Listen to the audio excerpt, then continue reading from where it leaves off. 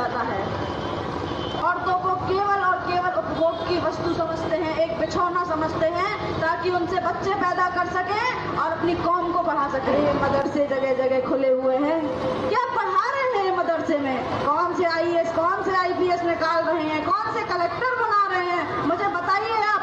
मैं मांग करती हूँ सरकार से, इस खुले मन से मैं छतरपुर की बेटी, मैं ये मांग करती हूँ कि जितने भी ये अनरजिस्टर्ड मदरसे हैं इनको बंद कराया जाए।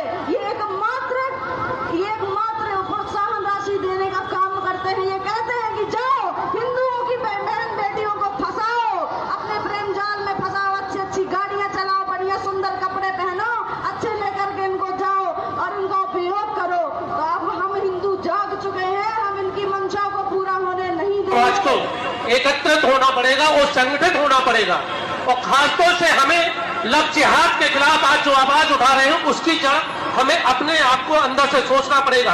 हमें अपने भाई बहनों को भी अपना सुरक्षित करना पड़ेगा, क्योंकि कहीं ना कहीं अगर लव जिहाद को मिटाना है तो हमें लव को ही मिटाना होगा, क्योंकि हम कहीं ना कहीं दोषी हैं और हमें अपने माँ बाप या अपने बच्चों के प्रति इस कर्तव्य को दिखाना पड़ेगा कि यदि हमारी बेटी कहीं बाहर पढ़ने के लिए जा रही है तो उस पर निगाह रखें, यदि आपका बेटा जा रहा है तो उस पर भी निगाह रखें। तो हर घटना के पीछे कहीं ना कहीं मुस्लिम समाज की सोच है, वो जो जिहादी मानसिकता है, इस मानसिकता को हमें मिटाना होगा और इनसे लड़ना होगा, चाहे कुछ भी हो जाए।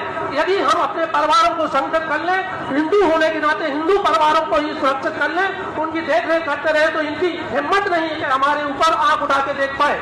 ये लोग दोस्ती करते हैं और दोस्ती करने के बाद अपने घरों में घुसते हैं और हम उनको देख नहीं पाते हैं। वो कहीं ना कहीं अपनी बेटियों को बदला लेते हैं, वो कहीं ना कहीं कोई राम बन के आता है, कोई श्याम बन के आ जाता है, कोई अंकित बन के आता है, और लास्ट में जब निकलता है तो उसका परिणाम निकलता है कि वो सलमान है, सलमा है। तो इन सभी लोगों को जो हमें दूर अपनी बेटियों को रखना होगा। बच्चे बनाने की मशीन बना करके रख देगा। आप हिंदू बहन बेटी